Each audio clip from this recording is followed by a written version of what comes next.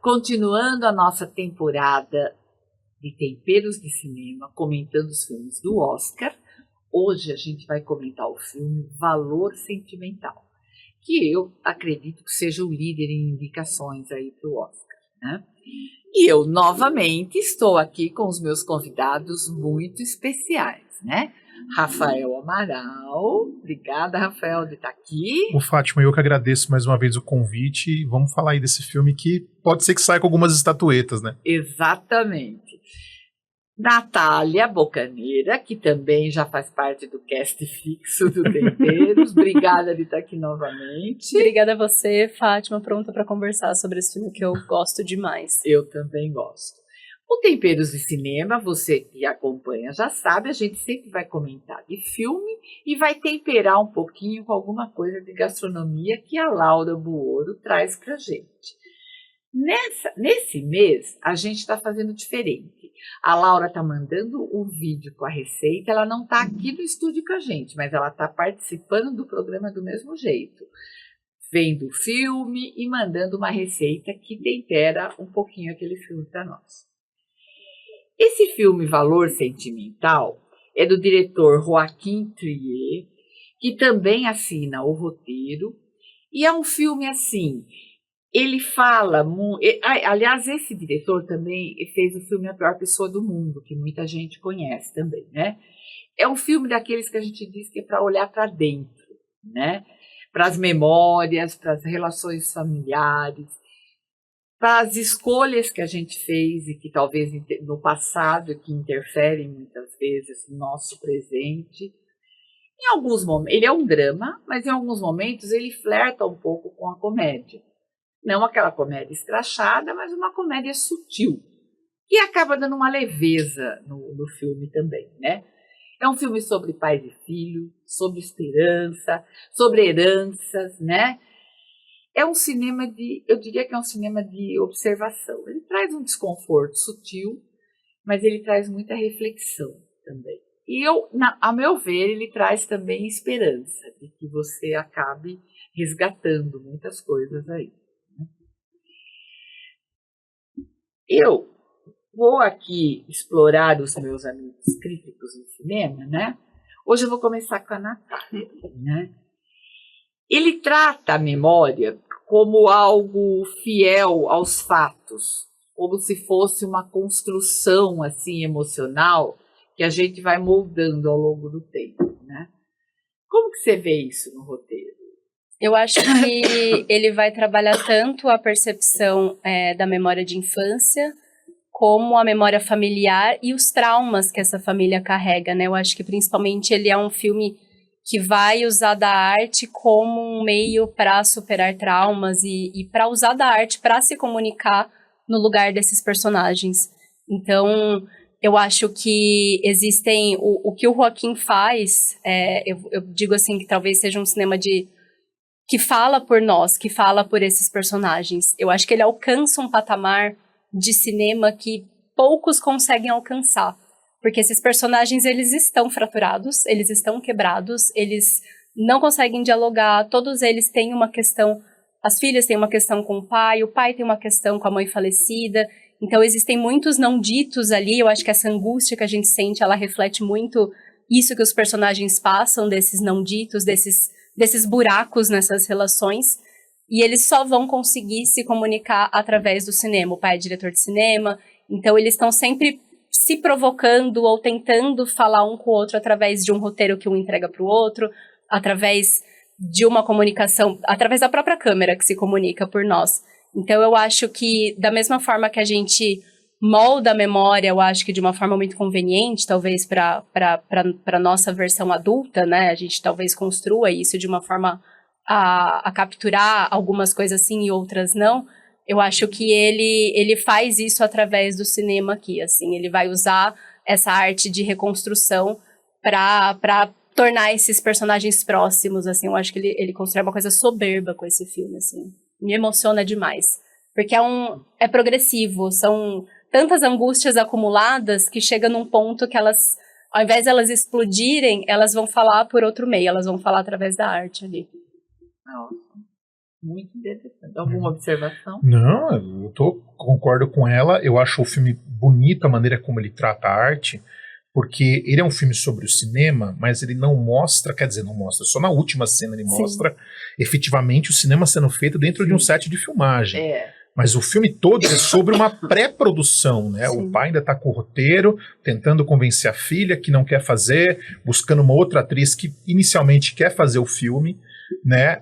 Mas o que eu acho bonito ali é o seguinte, aquele roteiro que o pai escreveu, ele só pode ser feito por uma pessoa.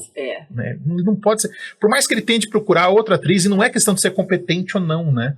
É questão que ele escreveu aquele roteiro para uma única pessoa, que é a filha dele, né? E sem a filha dele aquilo não vai se encaixar. É um quebra-cabeça que não se encaixa. E quando a atriz percebe isso e fala, né, que é muito bonito isso, para quem gosta de cinema, né, você vê que uma atriz abrir mão de um personagem. Para ela, né? Feito pra uma grande estrela, né? Uma grande estrela. É a personagem da Elle Fanning.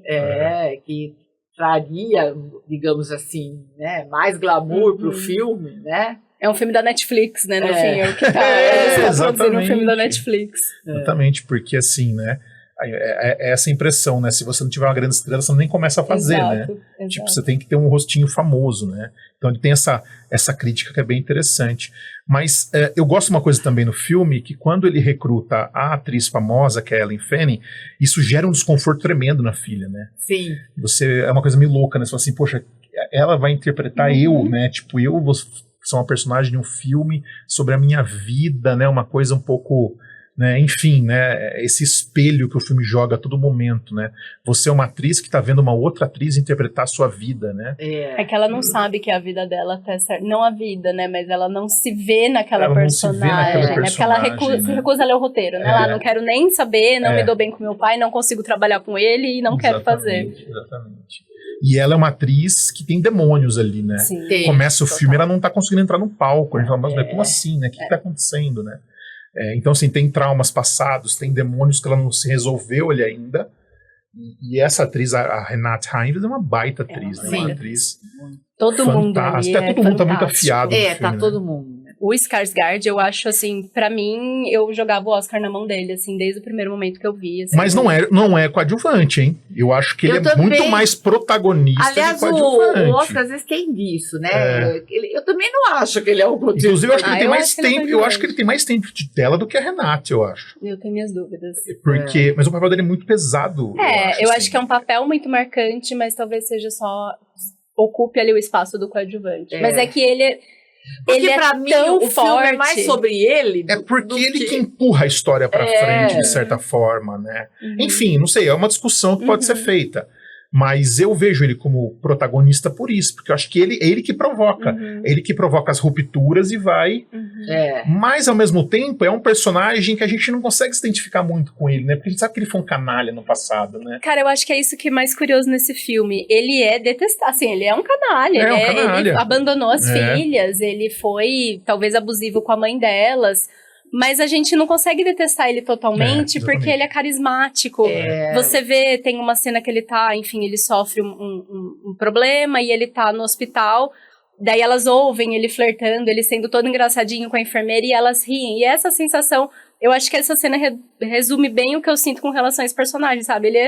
Ele é detestável, ele é um cara canalha, mas ao mesmo tempo, olha, sabe, eu ainda consigo rir. Mas é o pai ainda, né? Sim, mas é o pai, mas é essa pessoa que eu sinto afeto. Então eu sinto muito afeto por esse personagem também. Não tem ninguém ali que não seja também totalmente... todo mundo é ambíguo, todo mundo tem uma questão, né? Por mais que as filhas tenham sofrido, a personagem da Renate também tem muito, como você disse, muitos demônios ali que tornam a convivência com ela muito difícil também, né? Sim, eu acho que é isso uma coisa que eu senti que o filme tem que me encantou muito. Não dá pra você colocar totalmente alguém no papel de vilão e o outro de, sabe, de perfeitinho. Exato. Não, porque...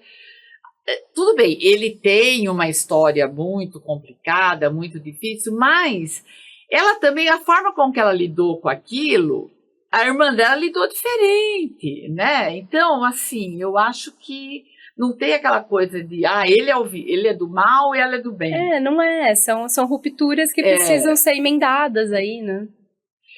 E assim, ele tem um humor sutil. que é presente, né, que suaviza um pouquinho o drama. Você acha que ele suaviza mesmo o drama ou ele torna a situação ainda mais desconfortável naquele momento de humor sutil que ele tem? Eu acho que o filme ele consegue se equilibrar em um ponto que ele não é ele não vira um dramalhão, mas também ele não, como que eu posso dizer, ele não se rende a uma comédia, a uma coisa. Eu acho que ele se coloca em um nível sempre muito bem equilibrado, sabe? Ele não chega a ser um filme frio, ele consegue ser um filme que transmite emoção, ele é elegante, mas ele não é apelativo. Não é, sabe? Exatamente. Porque você tem toda a receita do dramalhão ali. A filha brigou com o pai, que largou a mãe, família, que se matou. Nossa, tem a receita pronta do bolo, mas ele não quer fazer esse bolo. Ele quer fazer uma coisa muito mais sofisticada, né? E eu acho bonito. E eu acho bonito também o papel que a casa desempenha em toda aquela história, né? Sim. O fato, uma cena que me pegou muito, que eu falei, nossa, que interessante, né? Aquela cena que a Renate, eu esqueci o nome da personagem dela, que ela tá no andar de cima, acho, pegando alguma coisa ali, que tem um buraco que ela ouvia as conversas do pai. E quando o pai chega na casa, ela ouve a voz dele por aquele vão, né? Por aquele orifício ali. É uma tubulação. Exatamente. Falei, cara, né? Que conexão que essa casa tem, né? Que ela não consegue se desligar do pai. A casa parece que tá com uma representação de um cordão umbilical que não deixa eles se separarem, né? Eles estão grudados ali. E a casa tanto tem ela é quase um personagem ali, porque, por exemplo, primeiro ele quer fazer o filme na casa, e depois a gente vê que ele é feito num estúdio, né? Exatamente. E tem as questões das rachaduras da casa, né? Sim. Que é muito significativo também, né? Tudo muito simbólico ali dentro daquela casa, né? As coisas racharam ali, literalmente, né? Então, assim, você tem que ver que tem detalhes muito, muito interessantes esse filme, assim. Não é um filme que eu amo de amores, eu gosto do filme, acho ok. Já disse que eu prefiro o nosso brasileiro, Agente Secreto, mas eu acho que vai acabar ganhando o Oscar esse filme Valor Sentimental. Eu acho que... isso que eu ia perguntar, né? Que agora, o Oscar é agora, domingo, né? Exatamente. Então, a sua opinião, você acha que ele ganha o melhor filme? Eu acho que ele deve sair eu acho que ele sai da premiação com 2 Oscars. Eu acho que o Stellan Skarsgård ganha.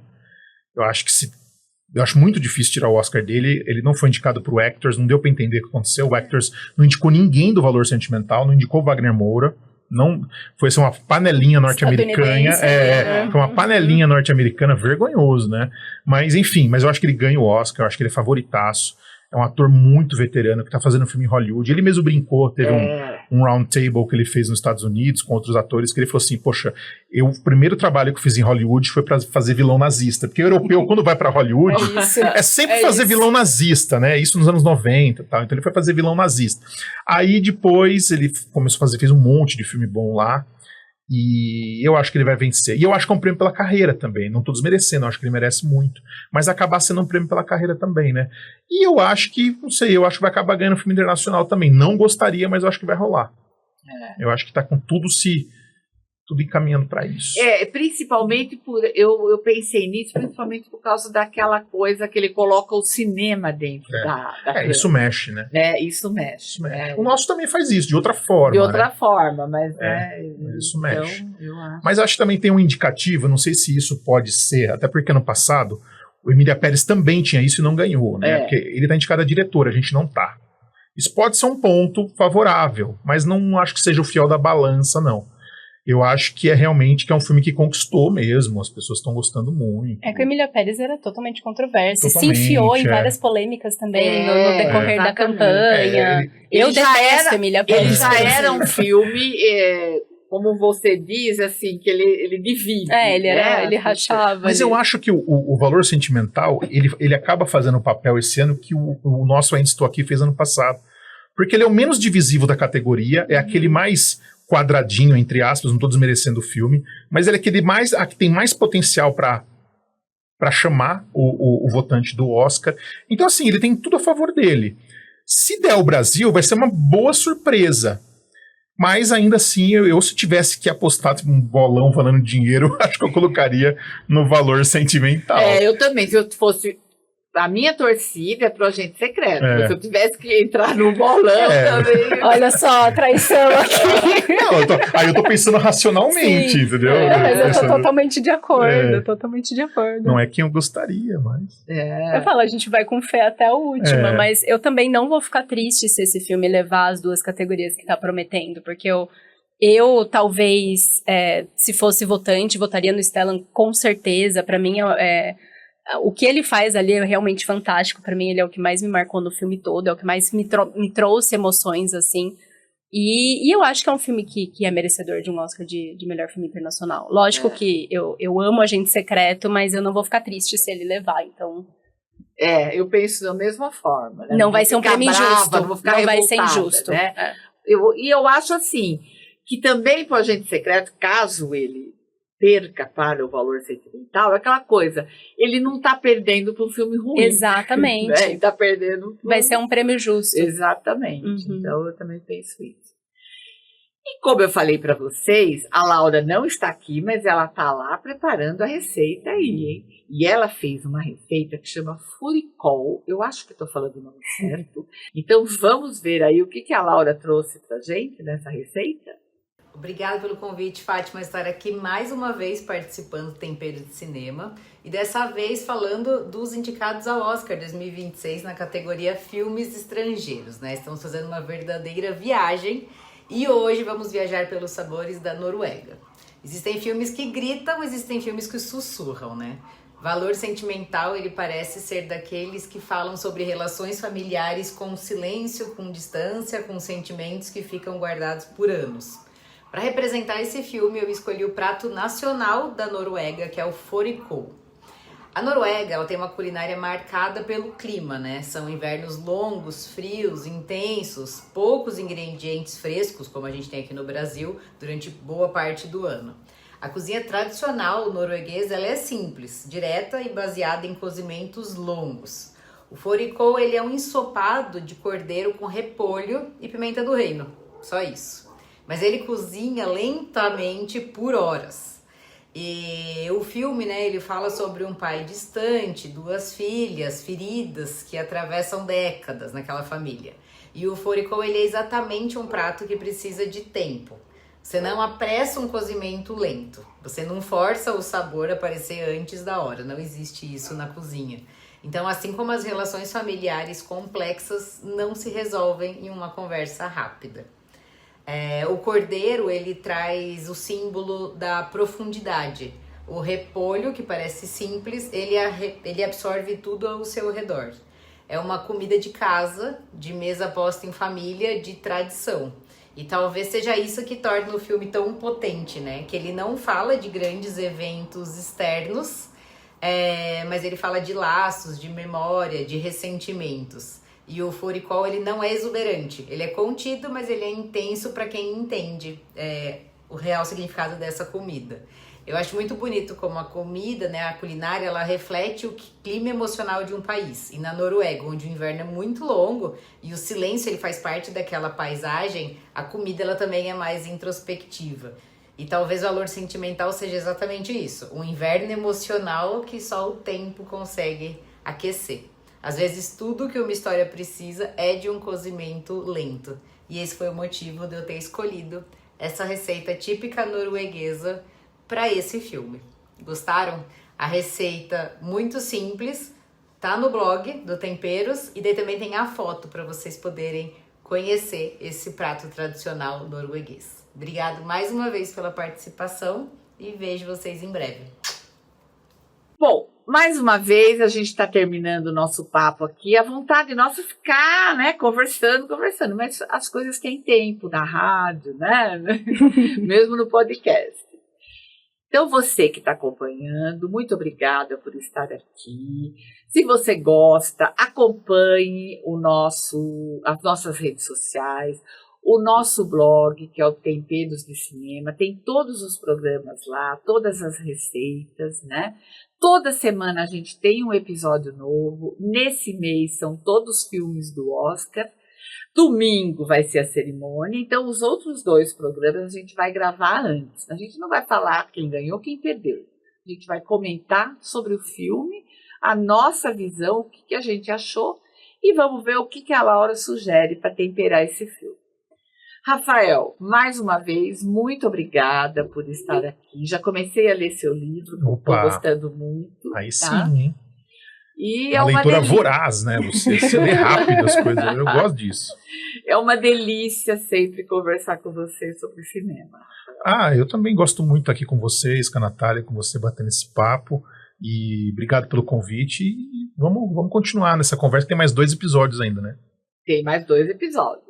Obrigada, Natália, mais uma vez. Você já faz parte do nosso cast fixo, né? No primeiro episódio, eu esqueci, desculpa, gente, de pedir as redes sociais dele, né? Então, para quem está vendo no YouTube, ela aparece, mas eles têm que falar, porque tem gente que está ouvindo o podcast, né? Por favor, Rafael, fala a sua rede social. No Instagram, eu sou Rafael Amaral82, né? @Rafael Amaral82, se alguém quiser entrar em contato.